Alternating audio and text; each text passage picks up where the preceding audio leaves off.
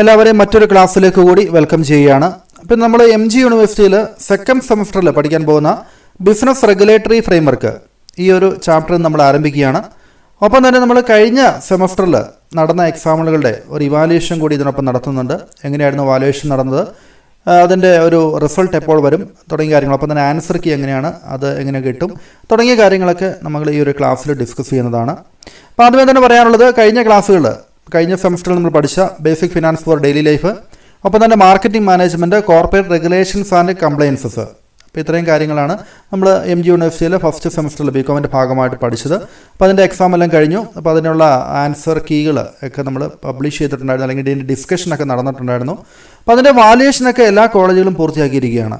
അപ്പോൾ 1, 3, 5, 7 സെമസ്റ്ററുകൾ, അതായത് ഓഡ് സെമസ്റ്ററുകളെല്ലാം വാല്യുവേഷന് അതായത് കോളേജുകളിൽ നിങ്ങൾ പഠിപ്പിക്കുന്ന നിങ്ങളുടെ ഡിപ്പാർട്ട്മെൻറ്റിലെ അധ്യാപകർ തന്നെയാണ് അത് വാല്യൂ ചെയ്യുക.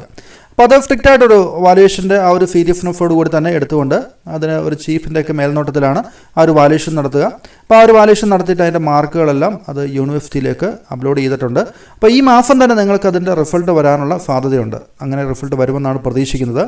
അപ്പോൾ അതിലും നിങ്ങൾക്ക് 70 മാർക്കിൽ 21 മാർക്ക് കിട്ടിക്കഴിഞ്ഞാൽ നിങ്ങൾക്ക് ജയിക്കാൻ വേണ്ടി സാധിക്കും. എക്സ്റ്റേണൽ എക്സാമിന് പറഞ്ഞു 70-ൽ 21 മാർക്കാണ് ജയിക്കാൻ വേണ്ടത്.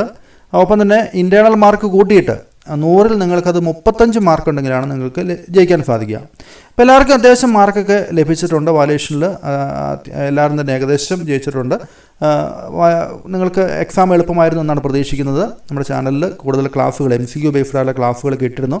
നിങ്ങൾക്ക് ആ ഒരു ക്ലാസ്സൊക്കെ എങ്ങനെ എഫക്റ്റീവ് ആയിരുന്നു തുടങ്ങിയ കാര്യങ്ങളൊക്കെ നിങ്ങൾ ദയവായി ഒന്ന് കമൻറ്റ് ചെയ്യുക. അപ്പോൾ അതുമായിട്ട് ബന്ധപ്പെട്ട് പറയാനുള്ളത്, നിങ്ങൾ എക്സാം എഴുതുമ്പോൾ ഇനിയുള്ള സമയത്ത് നമ്മൾ ശ്രദ്ധിക്കുമ്പോൾ, അതായത് ഇനിയുള്ള എക്സാം എഴുതുമ്പോൾ നിങ്ങൾ ശ്രദ്ധിക്കേണ്ട ചില കാര്യങ്ങൾ നമ്മൾ കഴിഞ്ഞ എക്സാമിനെ ബേസ് ചെയ്തുകൊണ്ട് 1-2 കാര്യങ്ങൾ ഞാൻ സൂചിപ്പിക്കാം. നിങ്ങൾ എക്സാം എഴുതുമ്പോൾ ആ ഒരു ക്വസ്റ്റ്യൻ്റെ അതേ ഓർഡറിൽ തന്നെ എഴുതാൻ വേണ്ടി ശ്രമിക്കുക. കൃത്യമായിട്ട് ഓർഡർ മാറ്റാതെ, അതായത് ആദ്യം തന്നെ നിങ്ങൾ എഴുതേണ്ടത് ഒന്നാമത്തെ ക്വസ്റ്റ്യൻ്റെ ആൻസർ എന്താണോ അത് എഴുതുക. ഇപ്പം നിങ്ങൾക്കത് അറിയത്തില്ലെങ്കിൽ നമ്പർ ഇട്ടതോടെ വയ്ക്കുക, പിന്നീട് നിങ്ങൾക്ക് എഴുതാം. അതായത് ഓർഡർ തെറ്റിക്കാതെ, നിങ്ങൾക്ക് അറിയാവുന്ന ക്വസ്റ്റ്യൻ 10 ആണെങ്കിൽ ആദ്യം 10 എടുത്ത് എഴുതുക, പിന്നെ നിങ്ങൾ 15 എഴുതുക, പിന്നെ 1 എഴുതുക. അപ്പോൾ അങ്ങനെ ഓർഡർ തെറ്റി കഴിഞ്ഞാൽ അത് വാല്യൂ നടത്തുമ്പോൾ അത് വലിയ ബുദ്ധിമുട്ടാവും. അപ്പോൾ അങ്ങനെ വരുമ്പോൾ ഒരു പക്ഷേ നിങ്ങൾക്ക് മാർക്ക് ഒരു പക്ഷേ നിങ്ങളുടെ നഷ്ടപ്പെടാനുള്ള സാധ്യതയുണ്ട്, തെറ്റിപ്പോകാനുള്ള സാധ്യതയുണ്ട് വാല്യുവേഷനിലൊക്കെ. അപ്പോൾ അങ്ങനെ വരാതിരിക്കുന്നതിന് വേണ്ടി എന്ത് ചെയ്യണം, നിങ്ങൾ ആൻസറുകൾ അതിൻ്റെ ഓർഡറിൽ തന്നെ, ക്വസ്റ്റ്യൻ്റെ ഓർഡറിൽ തന്നെ എഴുതുക. ഒപ്പം തന്നെ ആൻസറിൻ്റെ ഓപ്ഷൻ A ആണെങ്കിൽ A, അല്ലെങ്കിൽ B ആണെങ്കിൽ B എന്ന് എഴുതിയിട്ട് അതിൻ്റെ കൂടെ ആൻസറുടെ പൂർണ്ണമായിട്ടും എടുത്തെഴുതുക. കരിക്കുലം അതിൻ്റെ course objective CO question paper തന്നിട്ടുണ്ട്. കോഴ്സ് ഒബ്ജക്റ്റീവ് നിങ്ങൾ എടുത്തെഴുതേണ്ട ആവശ്യമൊന്നുമില്ല. അപ്പോൾ അത് മാർക്ക് നിങ്ങൾക്ക് ഇടുന്നതിന് വേണ്ടി മാത്രമാണ്, CO ബേസ്ഡ് ആയിട്ട് മാർക്ക് ഇടുന്നതിന് വേണ്ടിയാണ് ക്വസ്റ്റ്യൻ പേപ്പറിൽ അതുകൂടെ ഉൾപ്പെടുത്തിയിരിക്കുന്നത് മാത്രമേ ഉള്ളൂ. നിങ്ങൾ ക്വസ്റ്റ്യൻ്റെ ആൻസർ ഞാൻ പറഞ്ഞ പോലെ അതിൻ്റെ ഓർഡറിൽ തന്നെ എഴുതാൻ വേണ്ടി പ്രത്യേകം ശ്രദ്ധിക്കുക.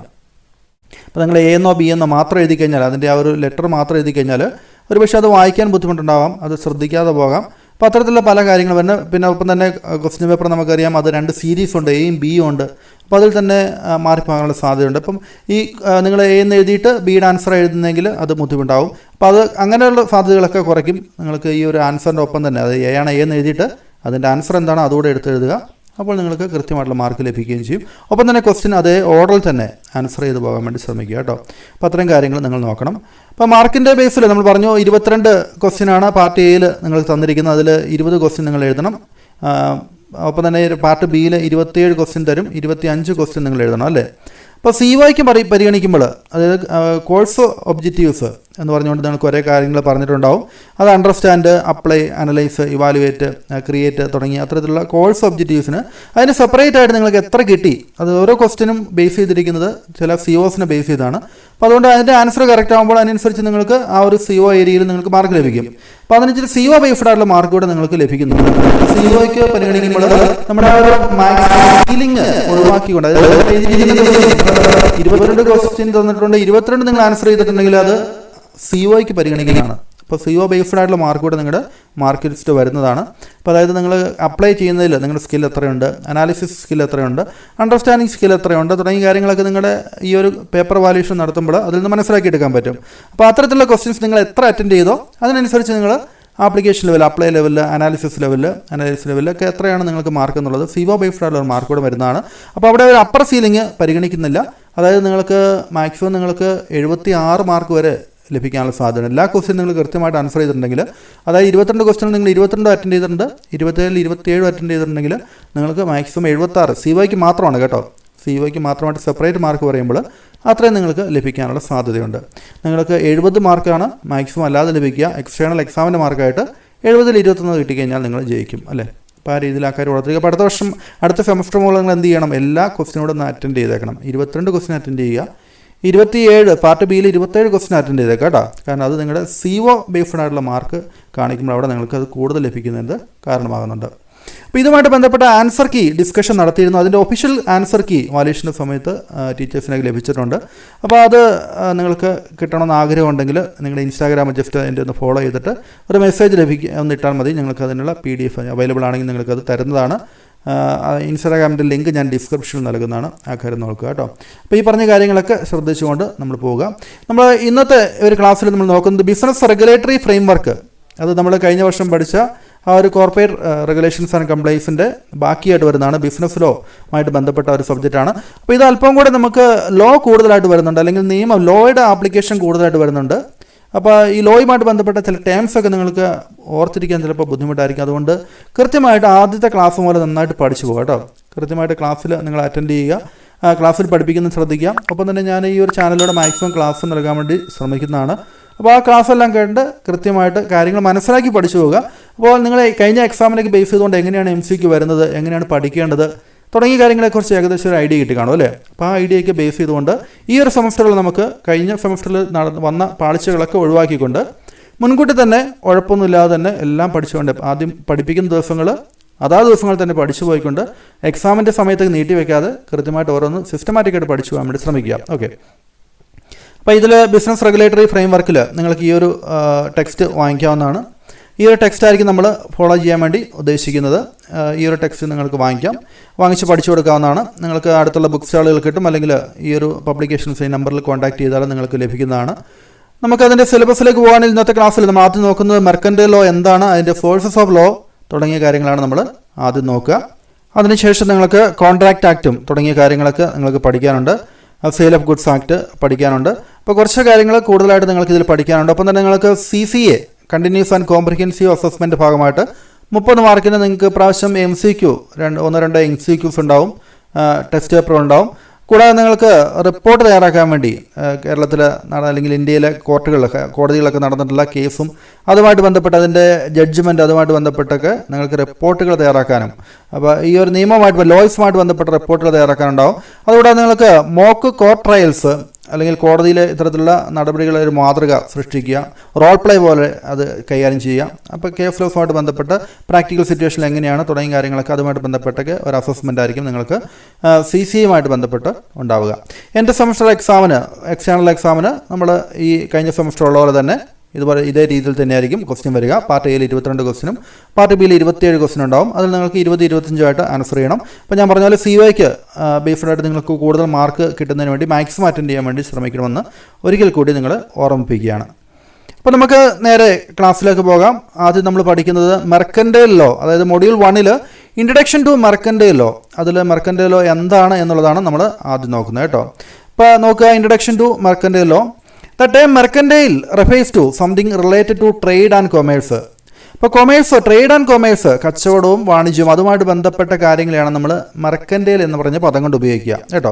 അപ്പോൾ mercantile law is there for an expression. അതുകൊണ്ട് ഇപ്പോൾ മെർക്കൻ്റൈൽ ലോ എന്ന് വെച്ച് കഴിഞ്ഞാൽ ഇപ്പോൾ എന്താണ്, ഇതുമായിട്ട് ബന്ധപ്പെട്ട നിയമങ്ങളെയാണ് നമ്മൾ മെർക്കൻ്റൈൽ ലോ എന്ന് പറയുന്നത്. Which are related to trade and commerce. ട്രേഡും കൊമേഴ്സുമായിട്ട് ബന്ധപ്പെട്ട നിയമങ്ങൾ, നിലവിലുള്ള നിയമങ്ങളെ നമുക്ക് എന്ത് വിളിക്കാം, ഒരുമിച്ച് മെർക്കൻ്റൈൽ ലോ എന്ന് വിളിക്കാം അല്ലേ. It is not a singular law. ഇതൊരൊറ്റ ലോ അല്ല. മെർക്കൻ്റൈൽ ലോ എന്ന് പറഞ്ഞാൽ ഒരൊറ്റ നിയമം മാത്രമല്ല, ഈ ട്രേഡ് ആൻഡ് കൊമേഴ്സുമായിട്ട് ബന്ധപ്പെട്ട എല്ലാ ലോസിനോട് ഒരുമിച്ച് കൊണ്ട് നമുക്ക് എന്ത് വിളിക്കാം, അതിനെയാണ് നമ്മൾ മെർക്കൻ്റൈൽ ലോ എന്ന് പറയുന്നത് അല്ലേ. അപ്പോൾ അതുകൊണ്ടാണ് പറയുന്നത് it is not a singular law, ഒരൊറ്റ ലോ മാത്രമല്ല എന്ന് പറയുന്നത്. There are several acts and regulations related to trade and commerce അല്ലേ. പലതരത്തിലുള്ള നിയമങ്ങൾ, റെഗുലേഷൻസ് ഒക്കെ ഉണ്ട്. അപ്പോൾ അതിനെല്ലാം കൂട്ടി, അതായത് ഇതിൽ എന്തൊക്കെ വരാം, കോൺട്രാക്ട് ലോ വരാം, സെയിൽ ഓഫ് ഗുഡ്സ് ആക്ട് വരാം, പാർട്ണർഷിപ്പ് ലോ വരാം, നെഗോഷ്യബിൾ ഇൻസ്ട്രുമെൻറ്റ് ആക്ട് വരാം. അപ്പോൾ അത്തരം കാര്യങ്ങൾ എല്ലാവരും ഉൾപ്പെടുന്നതാണ് മെർക്കൻ്റൈൽ ലോ എന്ന് പറയുന്നത് അല്ലേ. അപ്പോൾ ഇത്തരത്തിലുള്ള മെർക്കൻ്റൈൽ ലോ എന്ന് പറയുന്നത് ബിസിനസ്സിൽ വളരെ അത്യാവശ്യമാണ്. ഉദാഹരണം പറഞ്ഞു കഴിഞ്ഞാൽ ഒരു businessman sells goods to another party, മാറി. ഒരാൾക്ക് കടമായിട്ട് ഗുഡ്സ് വിൽക്കുന്നു, അല്ലെങ്കിൽ ഗുഡ്സ് വിറ്റതിന് ശേഷം അതിൻ്റെ പേയ്മെൻറ്റ് നൽകാൻ വേണ്ടി ആ ബയർ വിമുഖത കാണിക്കുന്നു അല്ലെങ്കിൽ മടി കാണിക്കുന്നു. അപ്പോൾ അങ്ങനെ വരുമ്പോൾ ഈ സെല്ലർക്ക് ഒരു ജസ്റ്റിസ് കിട്ടാൻ വേണ്ടി അയാൾക്ക് നിയമത്തിൻ്റെ പിൻബലം ആവശ്യമുണ്ട് അല്ലേ. കോടതികളൊക്കെ ചെല്ലുമ്പോൾ വാദങ്ങൾ അനുസരിച്ച് ഈ നിയമത്തിൻ്റെ സപ്പോർട്ടോടെയാണ് വാദങ്ങൾ നടക്കുക. അപ്പോൾ അത്തരത്തിലുള്ള കാര്യങ്ങൾക്കൊക്കെ വേണ്ടി ഒരു സ്ഥിരമായിട്ടുള്ള അല്ലെങ്കിൽ ഇത്തരത്തിലുള്ള ഒരു റെഗുലേറ്ററി ആയിട്ടുള്ള നിയമങ്ങൾ ആവശ്യമാണ്. അപ്പോൾ അതിനെയാണ് നമ്മൾ മെർക്കൻ്റൽ ലോ എന്ന് പറയുന്നത് അല്ലേ.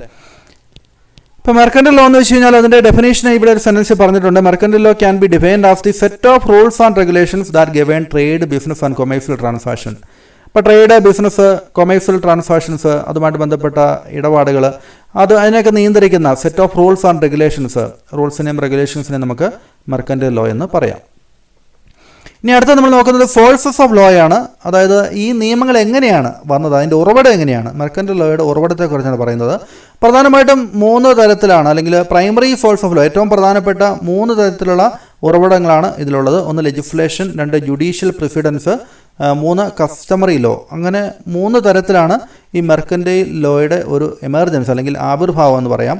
ഒന്നാമത് നമുക്ക് പറയാം ലെജിസ്ലേഷൻ. ലെജിസ്ലേഷൻ എന്ന് വെച്ച് കഴിഞ്ഞാൽ സ്റ്റാറ്റ്യൂട്ട് ലോ ആണ്, അല്ലെങ്കിൽ നിയമമായിട്ടുള്ള കാര്യങ്ങളാണ് നമ്മൾ ലെജിസ്ലേഷൻ, നിയമം എന്നൊക്കെ പറയാം. അപ്പോൾ legislation is perhaps the most direct source of law. അപ്പോൾ മെർക്കൻ്റൈൽ ലോയുടെ ഏറ്റവും പ്രധാനപ്പെട്ട ഡയറക്റ്റായിട്ട് വരുന്ന ഒരു സോഴ്സ് ഓഫ് ലോ, സോഴ്സ് എന്ന് പറയുന്നത്, ഉറവിടം എന്ന് പറയുന്നത് പാർലമെൻറ്റിലും ഒപ്പം തന്നെ നിയമസഭകളിലൊക്കെ പാസ്സാക്കിയിട്ടുള്ള നിയമങ്ങളാണ്, ലെജിസ്ലേഷൻസ് ആണ്.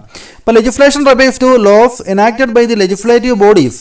ഇപ്പോൾ നിയമനിർമ്മാണം നടത്താൻ വേണ്ടി അധികാരപ്പെട്ട ലെജിസ്ലേറ്റീവ് ബോഡീസ് പാസ്സാക്കുന്ന നിയമങ്ങളെയാണ് നമ്മൾ ലെജിസ്ലേഷൻ എന്ന് പറയുന്നത്. അപ്പോൾ ഏതൊക്കെയാണ് ആ നിയമപരമായിട്ടുള്ള ബോഡീസ് എന്ന് പറയുന്നത്? അത് പാർലമെൻ്റ് ആകാം, അതായത് കേന്ദ്ര ഗവൺമെൻറ് ആണെങ്കിൽ പാർലമെൻറ്റിലാണ് നിയമം പാസ്സാക്കുക.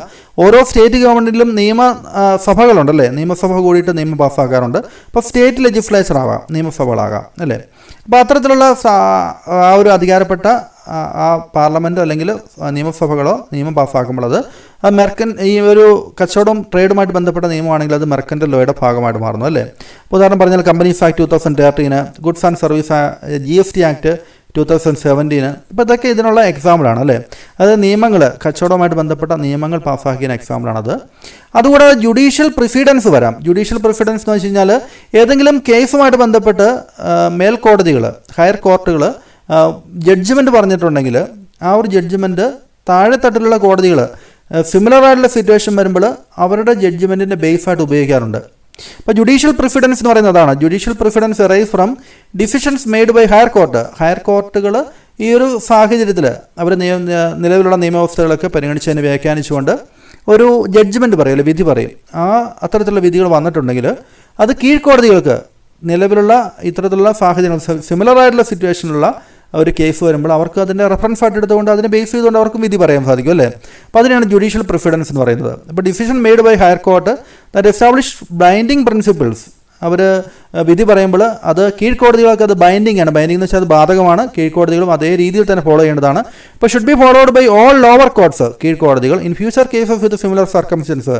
അപ്പോൾ സിമിലർ ആയിട്ടുള്ള സ്ഥിതിവിശേഷം ഫ്യൂച്ചറിൽ ഉണ്ടാവുകയാണെങ്കിൽ ലോവർ കോർട്ടുകൾ, കീഴ്ക്കോടതികൾ ഈ മേൽക്കോടതികൾ നടത്തിയിട്ടുള്ള വിധികൾ റെഫറൻസ് ആയിട്ട് അല്ലെങ്കിൽ ബേസ് ചെയ്തുകൊണ്ട് അവർ വിധി പുറപ്പെടുവിക്കാറുണ്ട് അല്ലേ. അപ്പോൾ അവിടെ നിയമം അതിൻ്റെ ഒരു പ്രാബല്യത്തിൽ വരികയാണ്. ആ ഒരു നിയമത്തെ വ്യാഖ്യാനിച്ചുകൊണ്ട് കീഴ്ക്കോടതികളും വിധി പറയുകയാണ് അല്ലേ. അപ്പോൾ അത്തരത്തിലുള്ള ജുഡീഷ്യൽ പ്രിസിഡൻസുകളും നമ്മുടെ മെർക്കൻ്റൈൽ ലോയുടെ ഭാഗമായിട്ട് മാറുകയാണ് അല്ലേ. ഇനി അടുത്ത പറയുന്നത് കസ്റ്റമറി ലോ ആണ്. കസ്റ്റമറി ലോ എന്ന് പറയുന്നൊരു കേസുണ്ട്. അതായത് custom refers to long standing practices or traditions that are accepted and followed by community as a matter of obligation. അപ്പോൾ കസ്റ്റം എന്ന് വെച്ച് കഴിഞ്ഞാൽ പരമ്പരാഗതമായിട്ട് നമ്മൾ ഫോളോ ചെയ്യുന്ന ഒരു കാര്യത്തെയാണ് നമ്മൾ കസ്റ്റം എന്ന് പറയുന്നത് അല്ലെ, ആചാരം എന്നൊക്കെ നമ്മൾ പറയും. അപ്പോൾ ലോങ് സ്റ്റാൻഡിംഗ് ആയിട്ട് വളരെ നീണ്ട കാലത്തേക്ക് ഒരു കമ്മ്യൂണിറ്റി, ഒരു ജനവിഭാഗം അവർ ഫോളോ ചെയ്യുന്ന പാരമ്പര്യം, അവർ ചെയ്തുകൊണ്ട് വരുന്ന രീതി, അത് പലപ്പോഴും കോടതി അംഗീകരിക്കാറുണ്ട് അല്ലേ. നിയമത്തിന് തുല്യമായിട്ട് അംഗീകരിക്കാറുണ്ട്. അപ്പോൾ അങ്ങനെ അംഗീകരിക്കണമെങ്കിൽ എല്ലാ കാര്യങ്ങളെയും പരമ്പരാഗതമായിട്ട് ഫോളോ ചെയ്തുകൊണ്ട് വന്ന കാര്യമാണെന്ന് പറഞ്ഞാൽ കോടതി അംഗീകരിക്കില്ല. അതിന് ചില സ്പെസിഫിക് ആയിട്ടുള്ള ക്രൈറ്റീരിയ ഉണ്ട് അല്ലേ. Provided the meet specific criteria, specific ആയിട്ടുള്ള ചില ക്രൈറ്റീരിയ അവർ മീറ്റ് ചെയ്തെങ്കിൽ മാത്രമേ അത് കോടതി അംഗീകരിക്കുകയുള്ളൂ. അതായത് for a custom to be valid, അത് നിങ്ങൾ മനസ്സിലാക്കിക്കണം. For a custom to be valid, ഒരു കസ്റ്റത്തെ വാലിഡ് ആയിട്ടുള്ള ഒരു നിയമമായിട്ട് പരിഗണിക്കണമെങ്കിൽ ഇറ്റ് മസ്റ്റ് ബി ആൻഷ്യൻ, അത് പരമ്പരാഗതമായിട്ട് ദീർഘകാലമായിട്ട് ലോങ് സ്റ്റാൻഡിംഗ് ആയിട്ട് അത് പിന്തുടർന്നുകൊണ്ടുവന്നൊരു കാര്യമായിരിക്കണം. റീസണബിൾ ആയിരിക്കണം, അതിലൊരു ന്യായം ഉണ്ടായിരിക്കണം, ജസ്റ്റിസ് ഉണ്ടായിരിക്കണം അല്ലേ. റീസണബിൾ ആയിരിക്കണം, സെർട്ടൺ ആയിരിക്കണം, അത് സ്പെസിഫിക് ആയിരിക്കണം, അത് ക്ലിയർ ആയിരിക്കണം, അതിൽ അണ്ണാംബികസ് ആയിട്ട് ഉള്ള കാര്യം ഉണ്ടായിരിക്കണം. അതായത് ഏതെങ്കിലും തരത്തിലുള്ള ആംബിഗറ്റി അല്ലെങ്കിൽ വേഗനസ്, ഏതെങ്കിലും അവ്യക്തത തുടങ്ങിയ കാര്യങ്ങളൊക്കെ ഉണ്ടെങ്കിൽ അതൊന്നും കോടതി അംഗീകരിക്കില്ല. അപ്പോൾ അതൊന്നുമില്ലാതെ സർട്ടൺ ആയിട്ടുള്ള ആ ഒരു കസ്റ്റം ആയിരിക്കണം അല്ലേ. അപ്പോൾ അത്തരം കാര്യങ്ങളുണ്ടെങ്കിൽ അതിനെ ബേസ് ചെയ്തുകൊണ്ടും കോടതി അനുകൂലമായിട്ടുള്ള വിധികൾ പറയാറുണ്ട്. അപ്പോൾ കസ്റ്റമറി ലോയും ഇതിൻ്റെ ഭാഗമാണ് അല്ലേ. അപ്പോൾ 3 തരത്തിലാണ് സോഴ്സ് ഓഫ് ലോ ഇവിടെ വരിക. അപ്പോൾ നമ്മൾ അടുത്ത ക്ലാസ്സിൽ ലോ ഓഫ് കോൺട്രാക്റ്റ് എന്താണെന്ന് പഠിക്കും.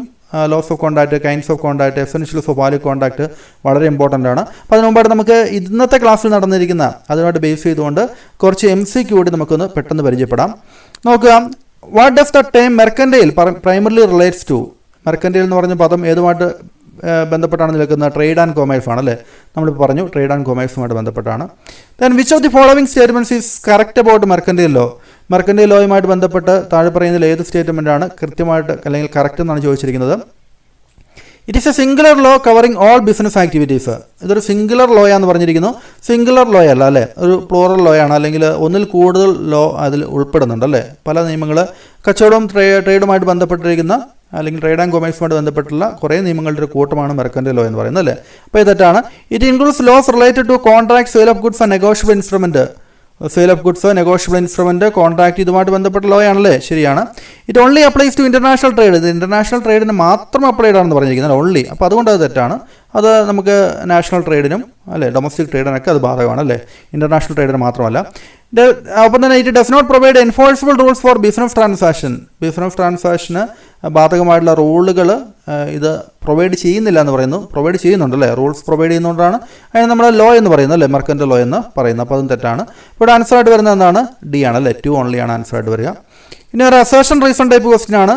Mercantile law ensures fairness and order in business transaction. Business ട്രാൻസാക്ഷനിൽ മെർക്കൻറ്റൈൽ ലോ ഒരു സുതാര്യത കൊണ്ടുവരുന്നു അല്ലേ, ഒരു ഫെയർനെസ് കൊണ്ടുവരുന്നു, ശരിയാണ്.